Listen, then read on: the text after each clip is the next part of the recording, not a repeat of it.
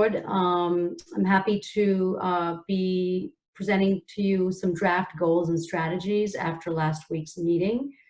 A survey was sent out to board members to elicit your feedback about what you might think to be the most important goals and strategies, as well as what you might think might be the least important goals and strategies. Often harder to actually pinpoint least important. Everything seems important. So we appreciate your feedback. We did the same exercise with staff members and we got their feedback. At this point, I will invite you to make any observations or questions that you might have about the survey. If you don't have any, I'm happy to go into kind of what we're proposing as our draft goals and strategies. How do we do to get recognized? As Charmin, or we're gonna raise hands or what? Sure, you can just chime in, would be fine. Thank you. I mean, I read that survey and I agree with the comment made by, I forget his name, that is not able to make it, that I find it hard to see how a board that typically is always 100% in agreement, that we have so much all over the place.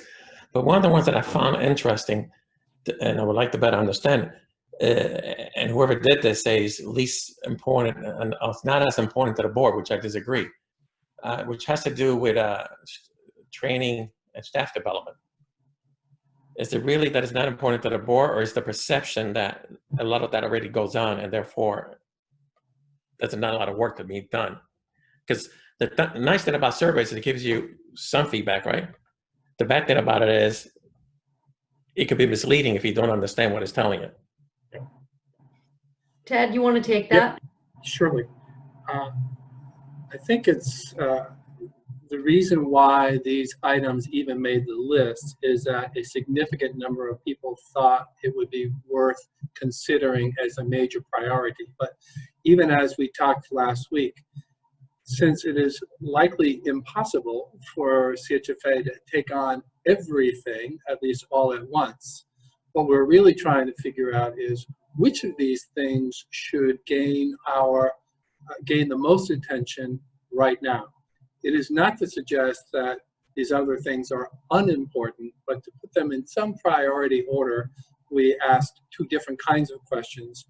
What are those priorities that you think are most important? And what are those priorities that are least important? They're still priorities, but they are not as urgent, they're not as demanding as these other ones might be. Does that help? It does, but I think what was missing in the survey, and I guess there's nothing we can do about it now, right? Is why do you think it's least important? Is it because you think we're doing a good job on it? So if you give me 4 things to pick from, right? And I think they're all important, but then I have to rank them most important, least important. I'm going to rank least important the one that I think we're doing the best on because I don't have to do a lot of work on it, right? Yeah. Not because I don't think it's important. That's all. That's one of the limitations of surveys, right? Depending how you do it. Well, and it's really why you don't want to make decisions uniquely by survey, which is why we come back together and we talk. So, for example, well, that's why we have this conversation. Exactly. On that particular question, you noted that some members of the staff actually said it's a very important priority. Actually, other members of the staff didn't think it was such a priority, so there needs to even be a staff conversation.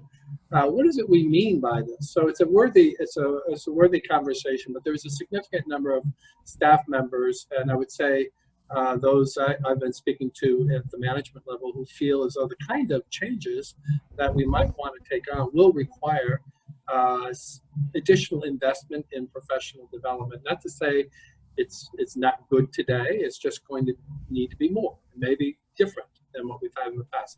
Anthony, how would you respond to that?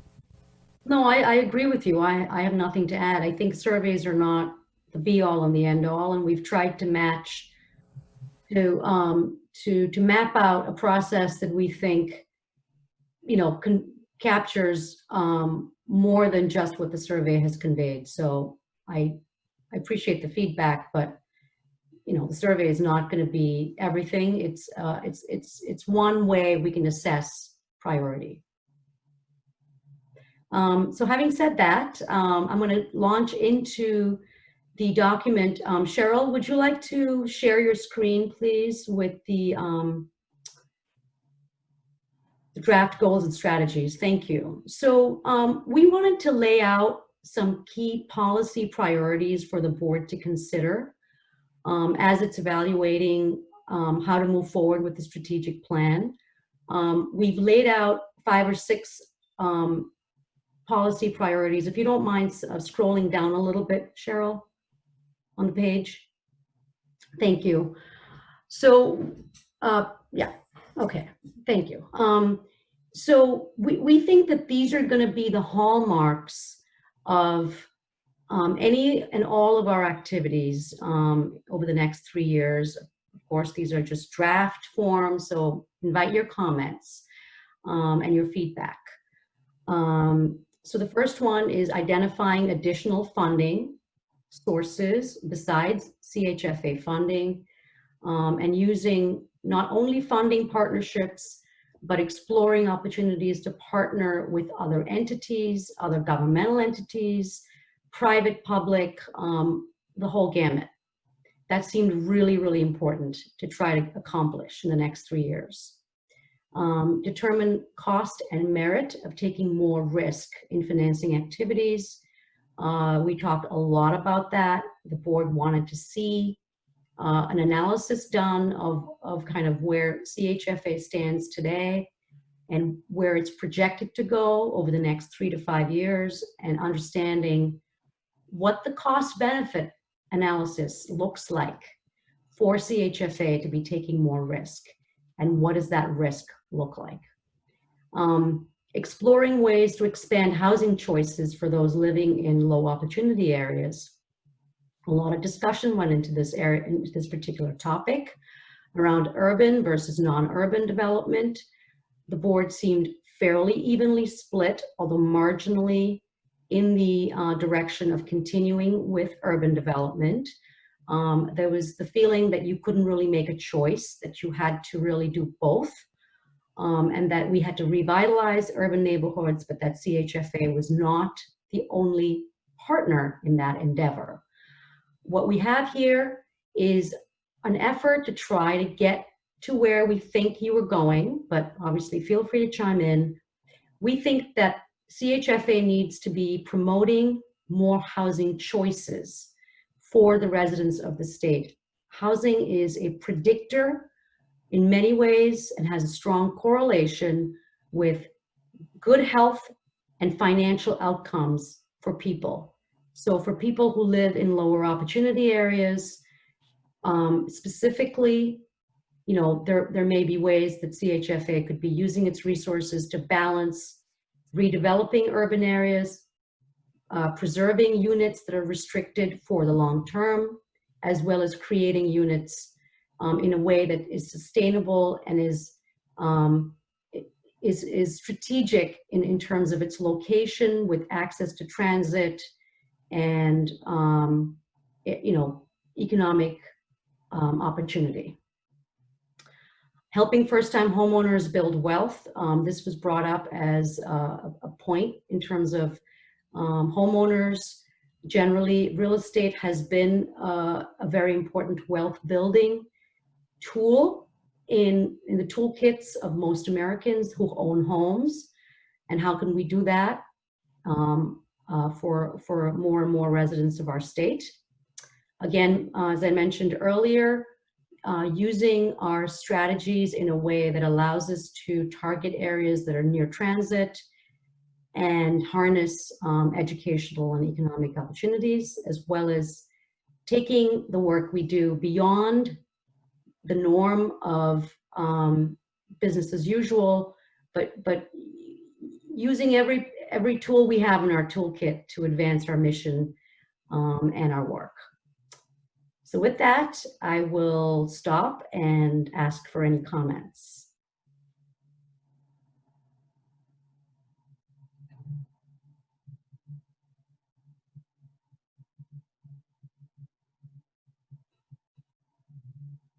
Tim, and I mentioned this when you and I, this is George, when Yes. you and I spoke. I mean, when it comes to identify additional funding source, Yeah. I mean, I think there are a lot of different types of funding sources out there. I think the goal should be more to how we leverage those different funding sources to work with a common mission. What do I mean by that? If we want to create more home ownership in the cities, then we should reward that behavior, right? And we should reward that behavior by helping more of entities coming together towards that goal. And what do I mean by that? Meaning, not only either we will fund more money or make it easier for you to get the money, but only if there is a comprehensive social service component to it also that's going to help people on job training, that's going to help people with wealth management, versus that we only focus on the cost per unit or building the house or the apartment, if I'm making sense. I think I get where you're going. Would you like us to take a stab at reframing that first policy priority to address your concerns? No, I would like to have a discussion about it because I'm one of how many board members we have. You know, and I'm saying if we're going to come out with a policy or a priority as a board, it should not be because George Perez wants it or because Mickey Mouse wants it or Donald Duck. What I'm trying to do is initiate a discussion on it or feedback on it. So these are policy priorities. When we get to the strategies and program development, that's where I think your ideas will really Yeah, but one is contingent on the other, right? Is our priority to identify additional funding or to leverage the funding that's there right now? I would say both. I would I say, suggest it's both and. yeah.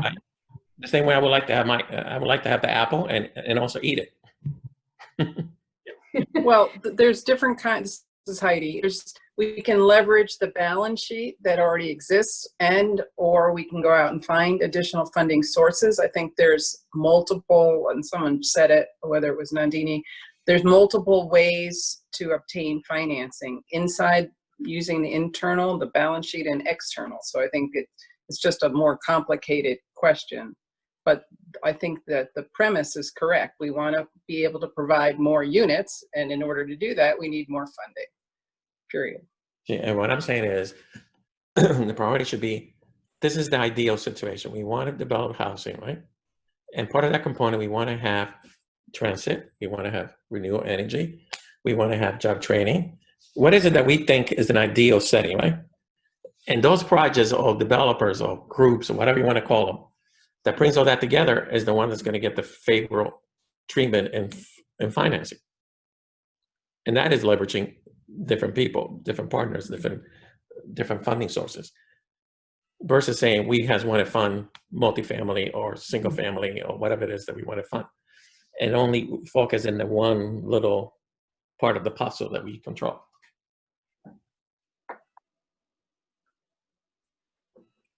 Food for thought. Why I don't we, like the way that George put that. I'm sorry, this is Lisa. I like the way that George put that, in that there's an opportunity to think more comprehensively about the type of investments that CHFA makes and how those fit into larger ideas of what's needed in our communities. Yeah. I think, George, that's what you were getting at, and I think that's really important. Lisa, I couldn't have said it better myself, obviously. so can we ask for consensus about whether we should rewrite this policy priority, maybe to make it big, larger, more expansive, based on Commissioner Perez's comment? Happy to take a stab at it. I mean, I think we meant to be expansive, so we certainly don't want to be limited. That's not our intention at all. So, so happy to take a stab at that. If everyone's okay, we can move on. Anthony, I think you can move on because those are important components. These are the priorities. And then when you look at the approach and how we're going to do this, so then we can address those. But those are points well taken, and you should keep track of those. So when we move on, as we move on, then we can add those. Okay. Cheryl, please turn the page. Thank you. So we wanted to vision cast with the board as to how you imagine CHFA's mission.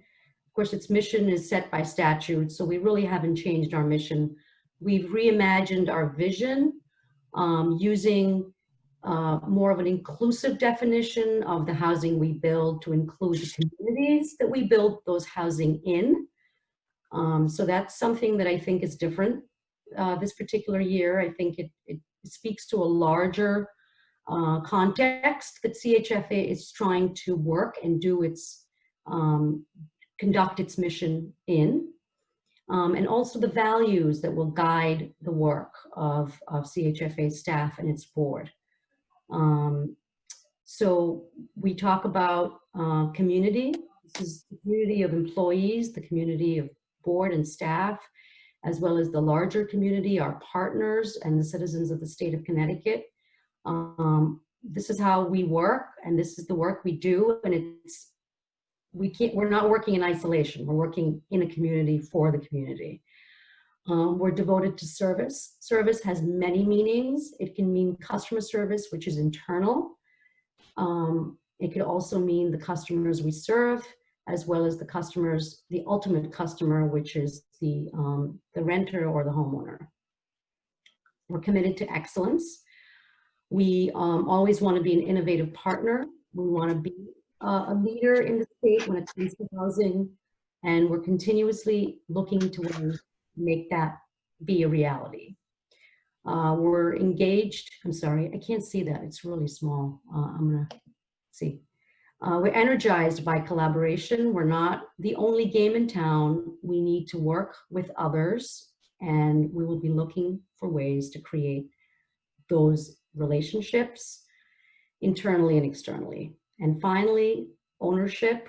We value and take pride in our work, and we learn from, we use challenges as an opportunity to reframe how we look at problems, and we use those as vehicles for moving forward. I invite you to give me comments on this as well. Hi, it's Jerry Abrahams. Yeah. I think this is, I mean, I understand that the mission is set by statute, but with respect to the values, I would just note that we don't mention anything about the environment here. And as a state agency, I would ask other board members to think about, should we include something with respect to environmental stewardship? I also say we don't mention anything about inclusion or diversity. Yeah, this is Kylie. I want to just second the inclusion or diversity. And, I think there's a question as to whether that's a separate value or whether you incorporate that maybe into the vision, through mentioning higher opportunity or diverse communities located in sustainable and healthy communities, but also diverse communities with opportunity or something like that. But I think there needs to be some acknowledgement of the diversity and inclusion component, since a lot of the housing Chaffetz building is primarily serving people of color. And Nandini, and I think this is Selah, that in the driven by community, maybe is the space where you can incorporate something on those lines. Sure. I like your ideas. Thank you very much. And I think environment also probably can go in that same line, in that same category.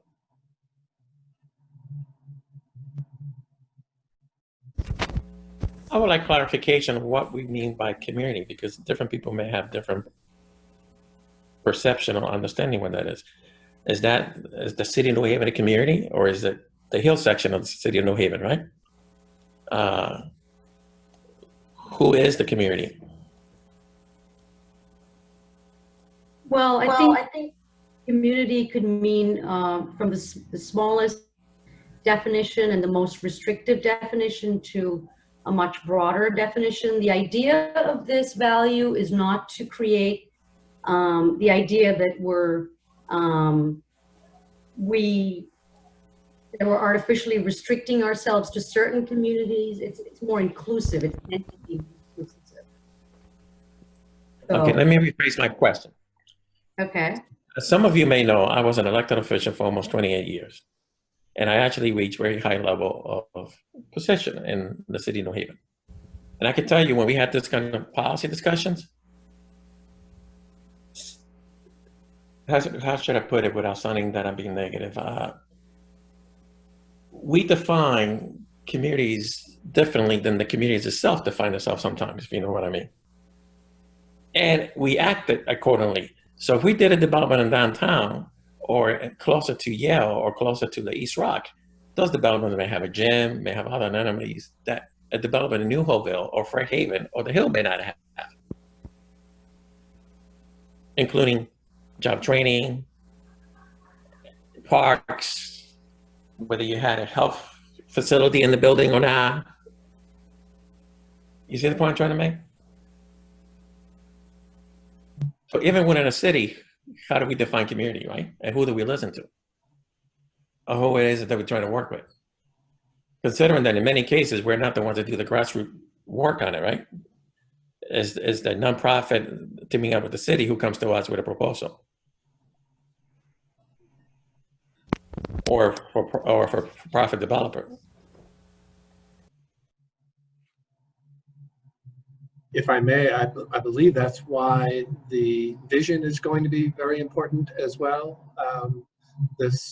The clause in the reimagined vision of locating housing in sustainable and healthy communities is pretty important. And what we heard consistently in the research that we did is that we can't just measure our success by the number of units we help to finance or help to create, but ultimately what's the impact on community? And the community could be the constellation of units that you've created. It could be the neighborhood in which it is located. It could be in the city or town in which it is located. It could be in the state in which it is located.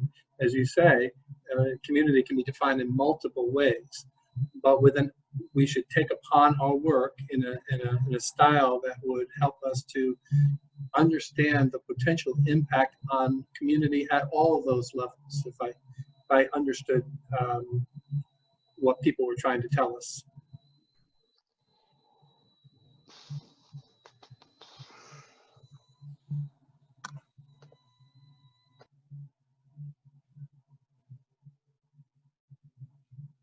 I guess I would observe that the community value, to the commissioner's point, is somewhat ill-defined. And again, going back to where we sort of started the discussion, I would rather, and again, I'll speak for myself and defer to the other board members, but I would rather see, since, at least in my mind, I think I'd like to see the organization value diversity and value environmental concerns as its own value. It's a specific value. If in fact really important to us and reflects the values of our organization. So, do we want to change the driven by community to be more specific to those values, because those are values, and I'm not sure, since communities is not, I'm not sure that's a value, that's a thing. Just something to think about, or I'll leave it to others to figure out how to wordsmith that. If you want us to make that change, this is why we're having this conversation. So happy to consider. We can take that and think about it. Okay. Have a little more thoughts, and so that you can move on. Okay. Okay. I just want to second that. I like that, splitting those two things out. Okay. Oh, somebody's speaking, but they're breaking up. Sarah, we cannot hear you. Oh dear.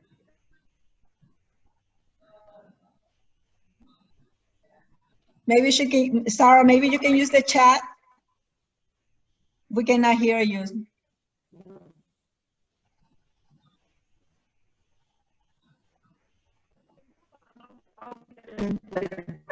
Okay. She said she'll get to us later. Okay. About half an hour, I think, before we lose a couple board members. So we should try to get through most of this. So if you can move the page, Cheryl. Thank you. So in terms of our goals, we've listed rather 6 goals. And the first goal is an overarching goal. It's to try to ensure that all of our programs now and the future are in alignment with the key policy priorities that we talked about at the beginning of the meeting.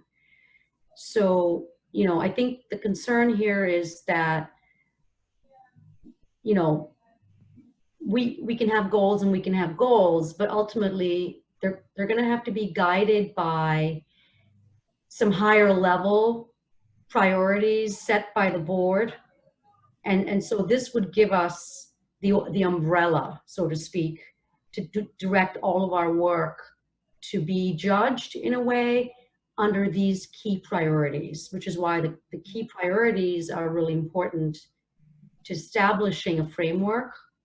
So I just put this out there. If you think that this is not necessary, we can certainly revise it or remove it. But you know, this was what the team thought would be, necessary in order for us to feel like we've kept our work in line with the things that the board would consider to be key. So, if there are any questions, if not, I'll move on. So Nandini, why don't you go through all the goals and then you take Sure. Sure. Yeah. Okay. So goal number 2, Cheryl, please. Thank you. Goal 2 is really from the discussion last week about COVID and having a short-term goal that responded to COVID, because really the work's going to have to be now for the next 6 to 12 months. And so this was looking at how we can respond, including outreach and marketing related to our regular programs, that we run, maybe housing counseling or other things that we know will have immediate impacts on people. The third goal is, this is where we talked about having better tools to finance the creation and preservation of affordable housing. So we have 3 strategies. The third bullet should really go at the top, so I can fix that afterwards, but it's really talking about having a study, an analysis being performed to understand CHFA's current financial position, to enable board and management to direct our investments and our risk-taking appropriately in the future. Finding ways to better leverage our funds, either through exploring alternate sources of funding and alternate executions. And finally, creating more products, not necessarily more is better, but different products to meet different needs at either this time during COVID or even in the future. Enabling refinancing on seasoned multifamily mortgages, portfolios that need to be rehabbed, something that traditionally CHFA has not had much success with. Offering single-family refinance for the purposes of providing a lower rate or relief from accruals due to COVID hardships, etc. And then creating interesting products and moving away from a one-size-fits-all approach, which was feedback that we had received from the process that has brought us here today. Goal 4 is our communications strategies. This was an important thing for both board and staff to look at. So using, doing more community outreach during COVID, but also using our tools available to get out the word to, underrepresented communities for home ownership, et cetera. Exploring how we can use our partners either through an advisory panel or something to share best practices and receive ongoing feedback, doing more marketing and business development, and then strengthening our brand, figuring out what CHFA's brand has been and how we would want to re-envision ourselves. Who are we going into the future, and what tools should we be using to deliver that message? Who is the message being delivered to, and getting that out there. Goal 5 is administrative processes. We got a lot of feedback about this. So reviewing our current policies to clarify our role versus perhaps DOH's role in a process, and using that to align ourselves better with DOH, and using our policy development to also inform our program implementation. Using more feedback from the public on a regular basis, and allowing for more ways of incorporating public input into changes in process, changes in forms, etc. Streamlining the application process, looking at ways that we can make both single and multifamily processes easier, faster, less expensive overall. And finally, our organizational capacity. We're doing a lot. We're trying to do more. How do we meet that demand? I think this is kind of, to me, is one of the more important steps we have to go through to actually strengthen our leadership, make sure we have the right people in the right jobs, and if there's any remediation of skill sets that has to happen, going through training programs, providing succession planning for departments that may have individuals that could be on the cusp of retirement, finding ways to talk about social and economic inequities in society, that CHFA, through its work, can help bring about more parity in the housing market in the work that it does, and how CHFA staff can collectively and individually respond to bring greater degrees of parity through its work. With that, I will stop and ask for your feedback. Hey, this is Anne. I'm a little bit concerned going through this about a disconnect between the values that we just went through, and I thought we had a good discussion in terms of adding some values that were important to the board, and then the goals and strategies. The strategies seem to align with the goals, but I'm not sure how you get from the values to the goals, and whether we're losing something there, because we have these values, and we just talked about inclusion being an important value for the board. And then how do we get that to an action item like a strategy? It seems to just stall out at a value, and then there's no associated goal or strategy to make it actionable. And this is Gwendolyn Thames. Can everybody hear me? Yes. Yeah, I would just take it a step further, because I think for me, what was kind of missing, just to further that point, was, how do you quantify this, right? Right. How do you have kind of measurable outcomes and targets, right, that we can work towards, right? So can I respond to that really quickly? Sure. So the next step, this is actually sort of just high level thinking, and these are all just ideas. These don't have to be what we end up actually having as our strategies. These are ideas. What we would envision happening after this meeting would be to convene groups of board members and staff members for each of these goals, provided that we agree these are the goals. And again, you know, Anne's comment is well taken, and we can certainly address that.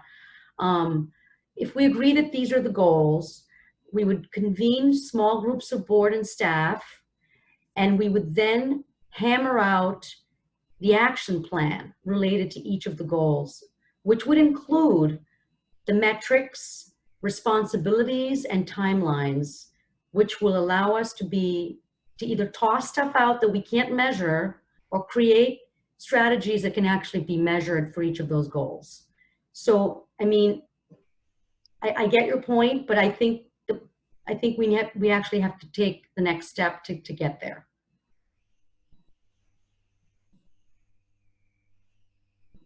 Okay, so then I would just go back to what I said.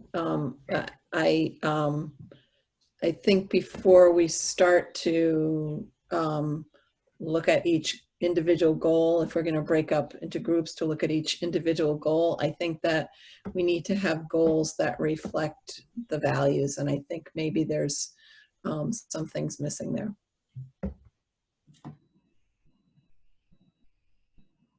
Sounds to me like a goal that addresses the diversity and inclusion values and interests of this board is something that you would like us to help formulate. Is that right? I would. So maybe a few other voices on that. If there's support for that, we can certainly start to frame that with the idea, as Nanthony indicated, that over the next couple of months, we would now dig into, so what does that mean? How would we actually go about more specifically addressing that goal? But is that one of the directions that you would like this plan to focus on? Yes, I think, Ted, and supporting Anne's comment, we need to tie it up, and as we have a vision, how do we that incorporate into our goals? So you guys can think about how we can incorporate it and connect all the dots. I think it will help. Thank you. This is Lisa. I'd like to offer one thought on that. And Glenn, I don't know if this is what you had in mind, but I want to go back to a comment from Melvin Cologne about Hartford, where we have significant concentrations of poverty, concentrations of affordable housing, and the challenging but important question of, is there a role for CHFA in helping to pull back to communities like that a mixed income level of housing and residency that would help lift up those communities. So that's the sort of thing, I think that's where my mind starts to go, just as a thought.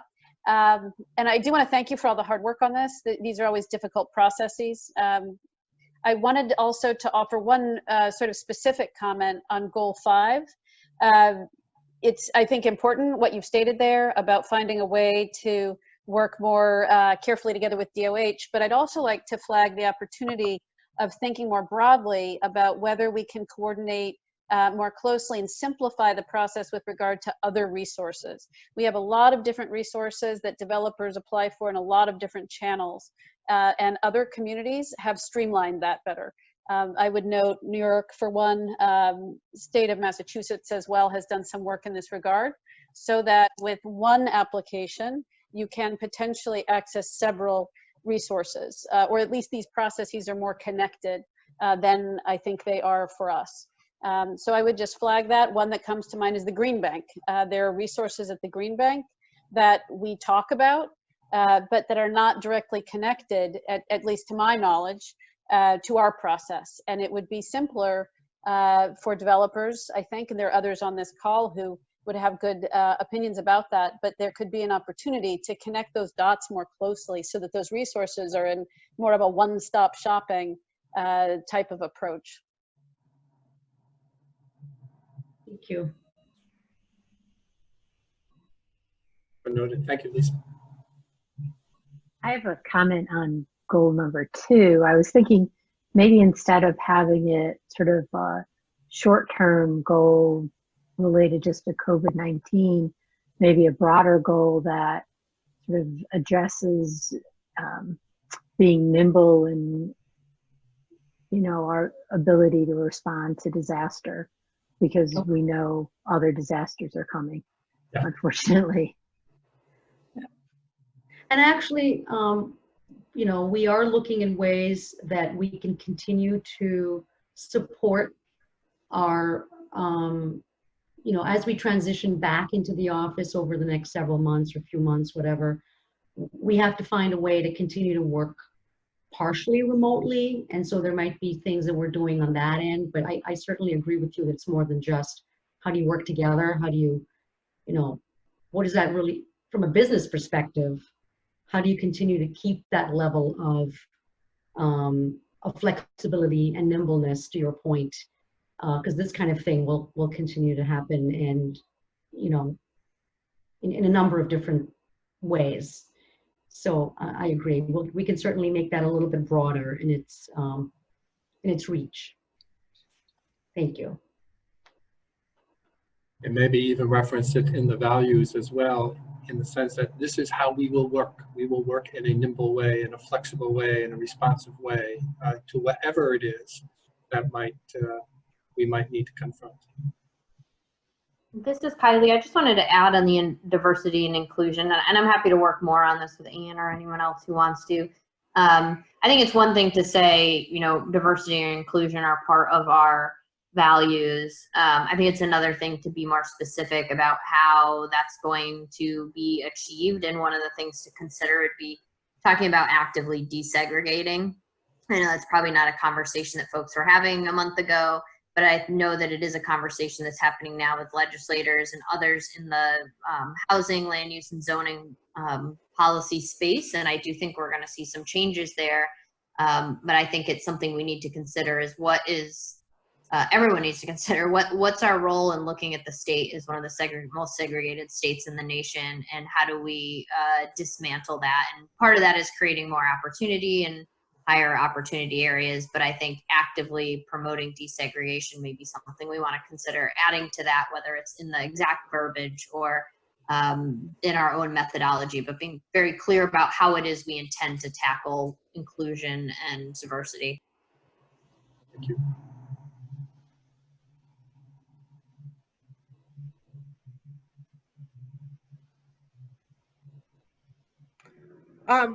This is Gwendolyn. What is the time horizon for this plan? Like, is this, you know, a 3-year plan, a 5-year plan, a 2-year plan? Like, have we thought about, you know, recognizing that no plan is kind of, you know, they're all kind of living, breathing documents, right? As we should always think about a strategy, because there's always things that, you know, happen, and you need to be nimble and be able to pivot when the environment changes or what have you. But I'm just curious to know kind of how we're thinking about this from a strategy and a time horizon perspective.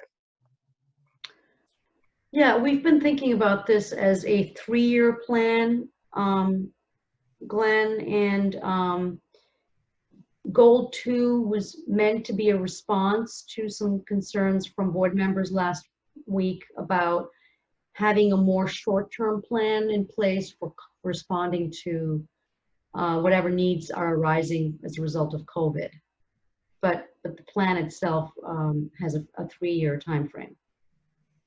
We have suggested within that time frame, you will, as a board, I think, want to review the plan on a yearly basis and make some adjustments based on the progress you've made or the challenges you've confronted or new developments that have happened.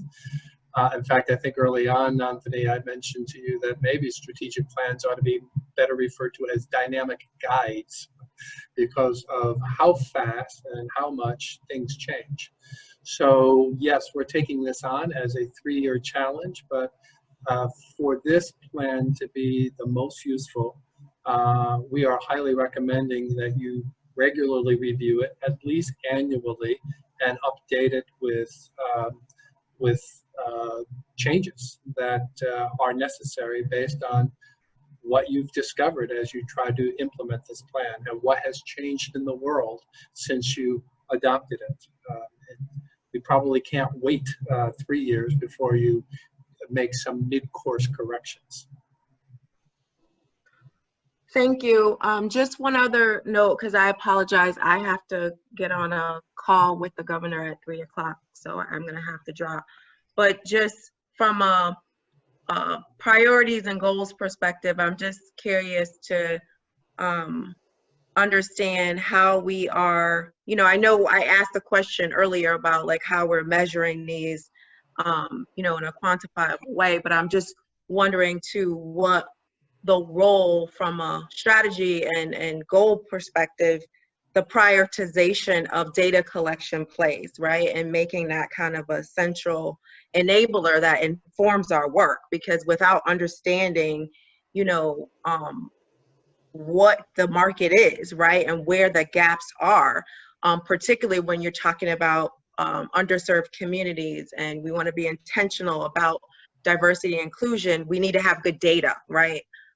To support that and inform the investments that we make. So we do have a housing needs assessment that we conducted and was completed in late 2019. We have just started to dig into it as we've started doing this work on the strategic plan. I don't think it's the only source of data we're going to have moving forward, but it is a tool that we believe will help us analyze the availability of units in different income ranges, as well as the needs analysis in different markets. It's a little bit of a different analysis. It uses a markets typology as opposed to a strict census tract or geographic framework for the analysis. It was meant to be a tool for CHFA to decide or to determine how best to deploy its resources, using basically a market as a stand-in for determining what sorts of housing might work best in certain areas based upon their characteristics of economic activity and opportunity, which are the two sort of pillars that define what a market looks like. So to answer your question, I think we have this one tool. It's not the only tool. We've got a whole data group. Diane has works with a number of folks in planning and data and research. So as we embark on this work, we envision that we would be able to harness other data sources or do the research to figure out what we need in order to build the programs we're interested in seeing. So Diane, I don't know if you want to say anything else about that. Sorry. No, actually, I think you covered most of it. The nature of the markets of the housing needs assessment is a little different, and we're really hoping to be able to use that in combination with the QAP and other data sources to inform investment strategies and the highest best use of resources as opportunities come up. This is Sarah Sanders. Can you hear me? Yes, we can. Great. I'm using two devices here, one for visual, one for audio. Anyway, I'm hearing a lot of discussion about diversity and inclusion. And to me, that phrase, it's been around a long time, kind of refers more to hiring or workforce.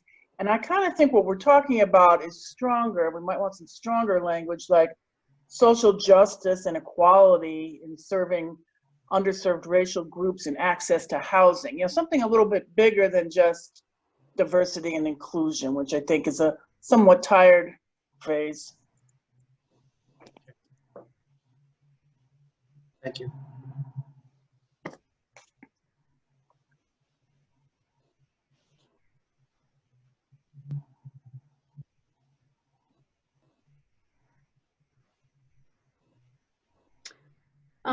So in terms of next steps, unless there are more questions, what we will do is take all of your feedback today. We'll go back and redo this document. And once we fix it based on your feedback today, we will send you the final version and ask for your sign off, your general approval of what we have here. And then from there, we'll look for your participation, your interest in areas that you might have particular passion or expertise in, to help us frame the particular action items, timetables, responsibilities, etc., related to each goal and the accompanying strategies. Does that sound like a decent plan? Yes. Non-eating, it's Tim Hodges. A couple of things here. One, I want to echo Lisa's comments, which is thanks for all the work that you guys did on this. Certainly useful and needed. Tim, can you get a little closer to the microphone? Yeah. Can you guys hear me better now? Yes. Okay. The one thing that I would say, and what I said non-eating was thanks for all the work you guys have done on this. But to someone else's point earlier, it was difficult, at least for me, and I'm probably the only one, but trying to connect the notes that were done, the analysis and the priorities, and then the goals that we put together, particularly given the votes that we had last week, was difficult for me to connect all those with what we finally came up with in terms of goals. And I believe you saw Jared's email. I thought he brought up some pretty interesting points. So I'm not suggesting we need to do this today, but I do think there needs to be some discussion and explanation around how we connect all these, because it's not really based on what we talked about last week, all completely clear to me. I do believe you guys have put together a good document. I think there's some great points in there. I hear, listen to all the points that people made. It's never going to be perfect. It's about execution more than it is words on a piece of paper. But I do, at least for me, believe that it's going to be important to connect all those dots so that I feel comfortable moving forward and improving. And I don't feel that right now. Okay. I would like to acknowledge that one area that we as your consultant team missed, I believe, is the good conversation you had about when you had urban and non-urban. Yes, it is true that you do want to see more opportunities created in non-urban, high opportunity areas. And it is also true that you want to ensure that the older housing, the older stock, can get recaptured in the urban settings as well. And I'm not sure we captured that in the policy priorities as well as we might have. So that would be one area where I think there was a disconnect. I think otherwise, pretty sure that what we've identified did reflect pretty well the discussion. You are one area of maybe some further discussion that you might want to engage in is exactly how much involvement you would like CHFA to have beyond its traditional financing function. There were a lot of calls for CHFA to step into, lean into the policy arena, and some of the priorities you've talked about today, for example, helping to promote desegregation, would suggest that you would like CHFA to move in that area. There are others, a smaller group on the board, who would prefer the CHFA just stick closer to its knitting. It's what its traditional function has been, and really focus on doing that real well. So you don't have 100% consensus on that, but there was an overall sense we picked up that you would want to lean more into policy involvement than historically might have been the case. And so we can reopen that a bit and see if there are other thoughts, maybe ways in which we might be able to bridge those two views. Ted, this is Tim Hodges again. I mean, I think I agree with you based on the vote, right? But if you kind of look at that question, the conversation that we had last week, you can get very different opinions on that, right? There's a difference between what I think there's a difference between what people were talking about today, which in terms of our policies and what we do in terms of reducing, whether it's desegregation or being more socially conscious versus being a lobbyist in Hartford. And I think, depending on what tack you take on that, you have very different views. Sure.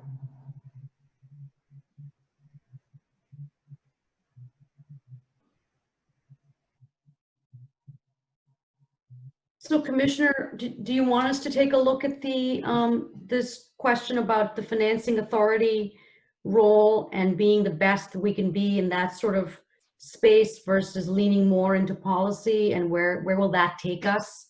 Do you want us to explore that a little more? Because that seems to I mean, yeah. for a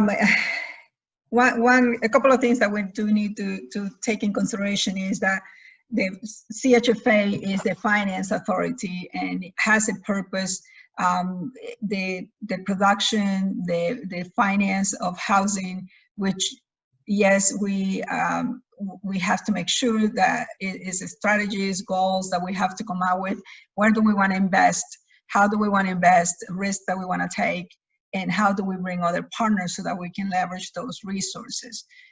Not the same as the state, where the state is the policy making and then working together with CHAFA. I think that the CHAFA's role should be a secondary on that, being there and help us out, but not the primary role. The primary role is basically to be the investment organization that can provide that financial support to basically carry on the goals of the state. I agree with Selah on that. But again, if you go back and look at that question, if someone were to look at that question alone, and you've got 73% saying we should be a trusted convener and active public policy advocate, I think you get a very different perspective. Lisa, I think you're on mute. You were. Oh no, she's not talking to us. Anyway, how much time do we have, Nandini? So I think we're losing a couple people at 3 o'clock, or we may have already lost her. But we have until as long as you need. I mean, I mean, if any other board member has any other comments on what we were just talking about.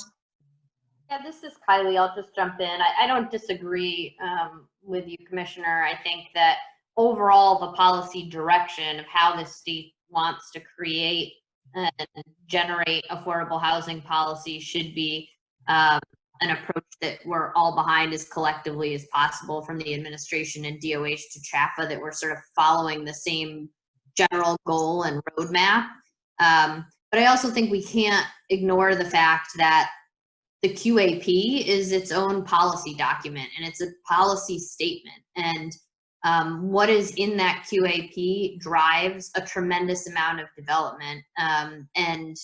And what DOH uses as guidelines for their program drives the development, and that every program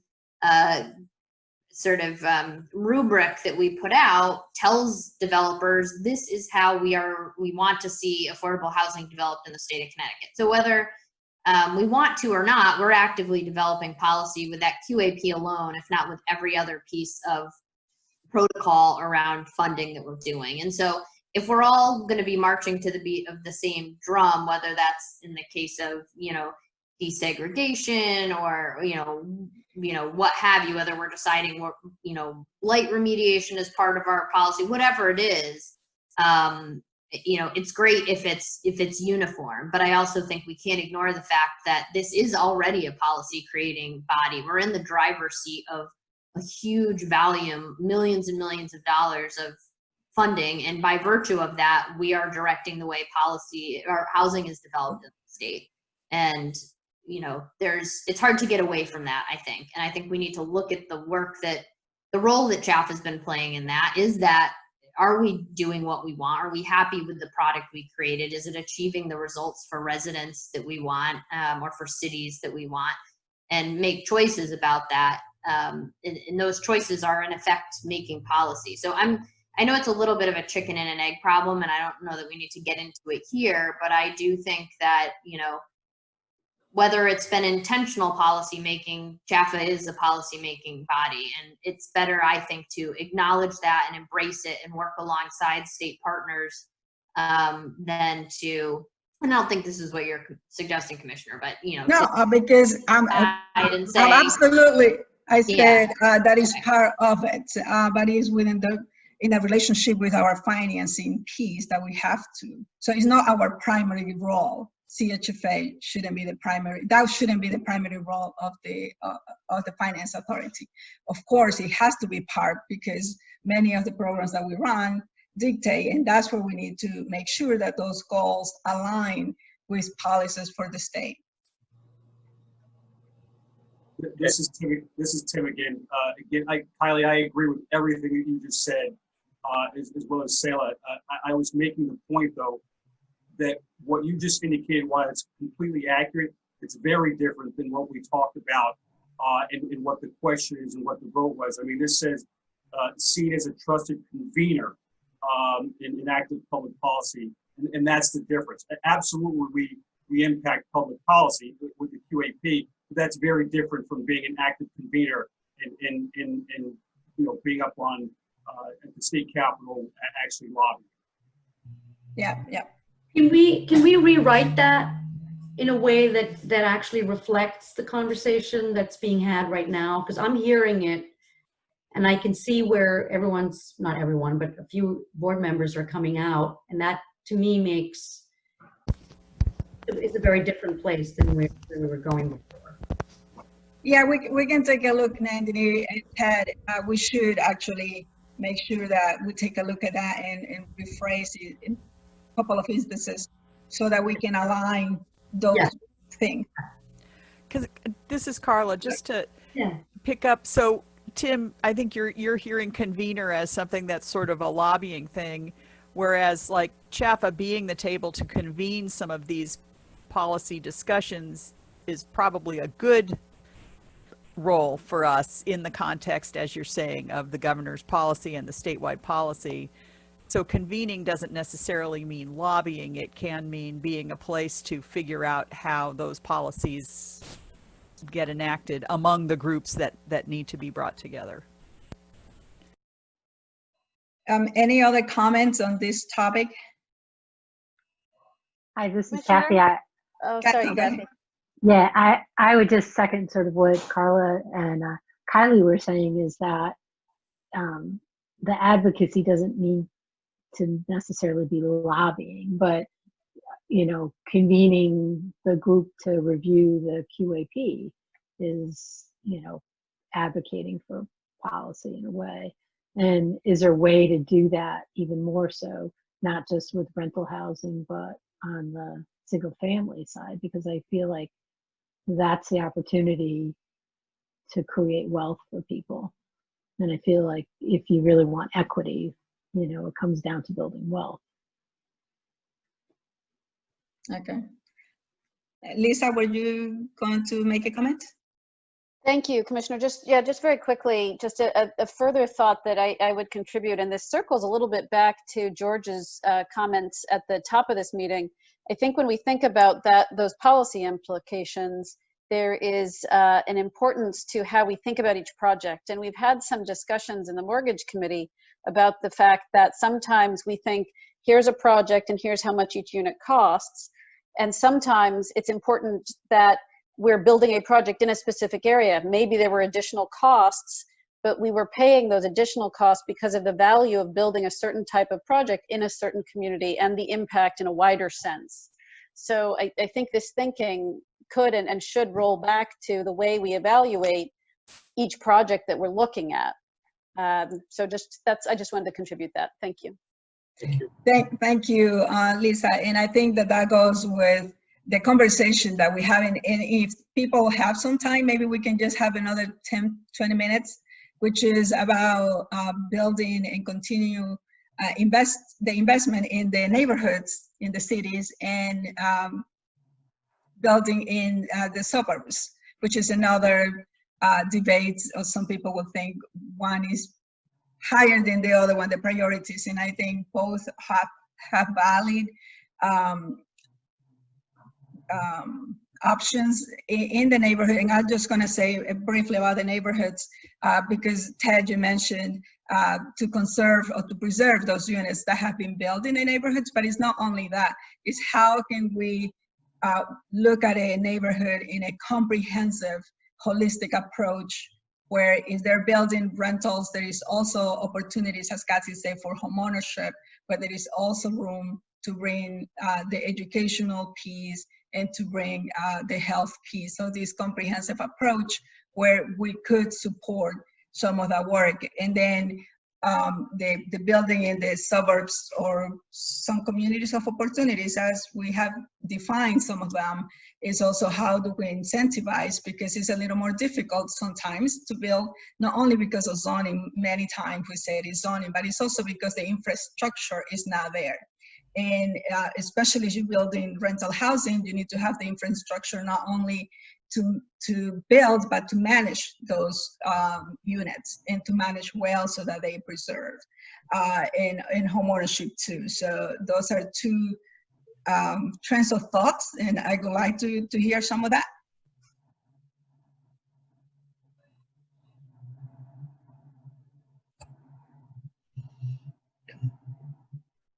No takers?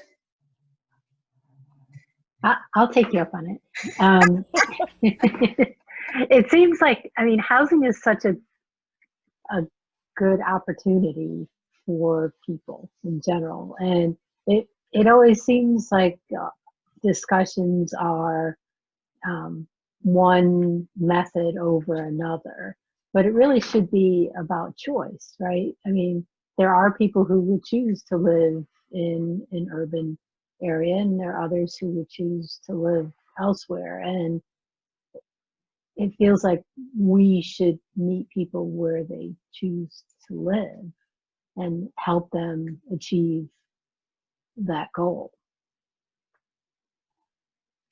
But Kathy, at the same time, I think you make a good point, but, and I'm sorry, because we talked about this a little bit at the last convening.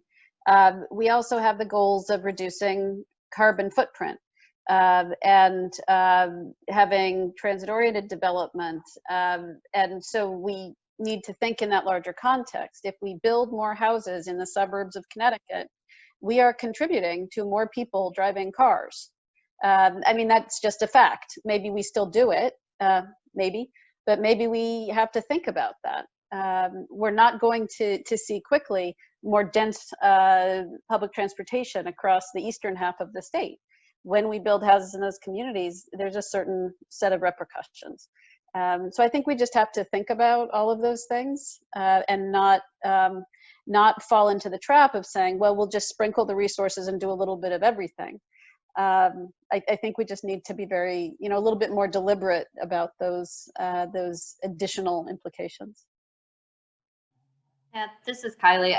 You've all heard most of what I've had to say on this topic, and I can talk for hours on it. I agree with Lisa 100% on the avoiding sprinkling, which I think is a little bit of what's happened with housing funding in the state, and being more deliberate. And I think part of determining our values and missions is about helping to determine how we're going to be deliberate and in what way. As many of you know, I come to this from a sort of interesting background, which is having been a tax credit attorney on the investor side for several years, having been an affordable housing advocate and also in the homelessness space, and then also having worked for the city of Hartford, heading up the development office there. So I've worked on this from several different angles.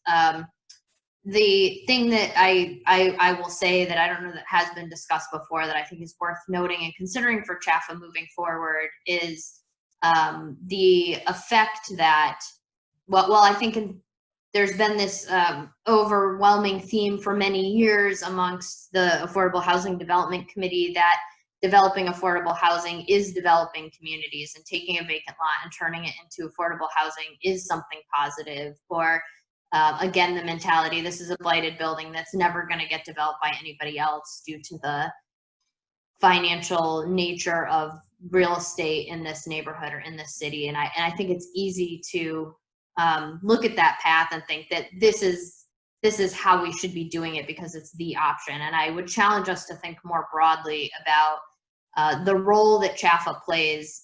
In other words, are we a revitalization and community development group, or is that what we want to do as our primary goal, developing quality affordable housing that has positive implications for the residents?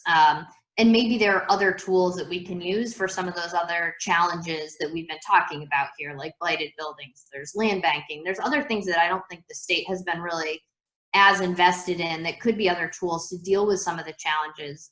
Boosting home ownership, I think, is a great focus in urban areas. And the last thing I'll just say is when it comes to concentrating affordable, deed-restricted affordable housing in neighborhoods and in cities, in the way that we've done it, there are market implications for that I think CHAFA really needs to consider.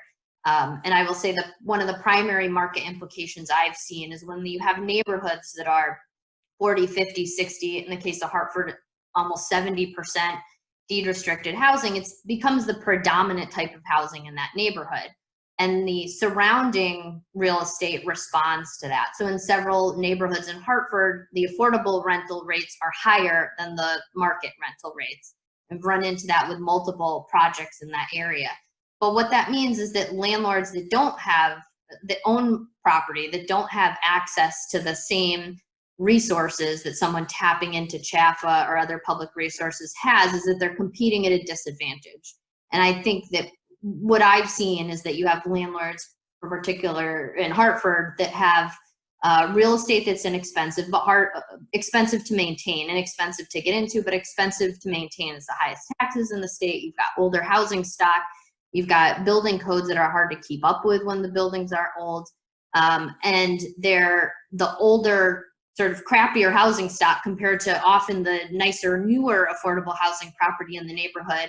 And so those private landlords simply can't compete with that. And so you end up with this inverse where they can't, if you read Alan Malik, who did a great I-Forum for the partnership, read some of the works he's done about sort of the financial implications of this, you end up with, again, landlords who just get out or walk away from properties because the numbers just don't work. And I think when you see disinvestment in the quality of housing, when you see in particular neighborhoods, I think we have to, as an organization, as a financing entity, look at not just what does this neighborhood need? People want choice in this neighborhood. They want a nice housing product, but what does that mean for the market? What are we doing for the housing market in this area? And I think that there are, you can take this further and further and talk about, okay, what are the businesses that are going to survive in a neighborhood where 68% of the housing is deed restricted? What businesses are going to come there? And I can tell you there are, places in Hartford with what you would consider prime real estate on main thoroughfares where you can't get a CVS or someone else to come or a grocery store, because they're going to drop a pin and run a market analysis and determine that they can't financially survive there. So I say all this just to say that I think the consideration of how we proceed in this area, I agree it's not an all or nothing thing. Transportation needs to be included. It is about choice, but for a long time we've provided a lot of choice in our urban areas and not a lot of choice outside of those urban areas. And it's part of the reason that we're so segregated. And there are challenges to that are going to cost more infrastructure. Someone mentioned is one of those. I think we need more funding for that. I just think there's a holistic thing that needs to be considered here beyond just should we do more here or should we do more there. It really is almost a neighborhood by neighborhood thing, and we need to be looking at the implications beyond the physical building we're building and who we're building it for, but sort of what's the ripple effect of that, and what's the ripple effect we want it to have. Kylie for president. Speaking. So just, and I'll make this quick. I mean, just given what Lisa said and what Kylie just articulated, I think, Sailor, for me, this is where CHAFA, Department of Housing, and DECD, where they could really kind of work together, right? I mean, this is where, what Kylie articulated is important, but should CHAFA be the one kind of, in my mind, when you talk about economic development and Department of Housing, you're talking about kind of a master plan, and then CHAPA can fill in there where the resources are needed in a lot of those areas. And that's where I see the disconnect sometimes between DECD, DOH, and then CHAPA. And I think what Kylie, at least based on what you said, what I hear there is, look, we can do a lot of different things, but if we have to do the master plan, if you will, and try to figure all that out, it becomes much more difficult when we have two organizations, which I think probably has better access and more tools to get to that information so that we can all kind of work together. That's at least in my head. No, you're right. And I will add another organization, DEEP. Any other comments? No, these are great comments. Nandini, you're on mute. I mean, I felt great of that. So I'm wondering if it makes sense, and I hate to do this, but we've gotten so much wonderful feedback from all of you. I want to use it. I think I have some ideas. I really do think I can redo these goals, perhaps, having this conversation behind me today. It would be great if we could convene one more time. I hate to do that, but I don't think I'm going to get everybody on board unless we have one more eye to eye. So if we could do that, I'd really appreciate it. We'll maybe keep it to an hour. We'll try to hit all the stuff we talked about today in a way that mirrors the conversations of the last two times with all this feedback. I think we have enough. I really do. So Nandini, let me do this. We can send an invitation and whoever can join. So we will welcome everybody, but if one or two cannot make it, then maybe you can send a couple of dates. Yeah. So that then whoever can make the meeting, whichever day has most of the participants, then we can take that one. Okay. Okay. All right, well, thank you very much. It has been a great conversation, great feedback. I think Nandini and Ted, you guys have a lot of information. We'll work together, and then are you gonna send them some documentation before the next meeting based on this? Okay, so you will receive a document and some revisions, and then we will have another meeting. But thank you very much. Have a good day. Thank you very much. Thank you.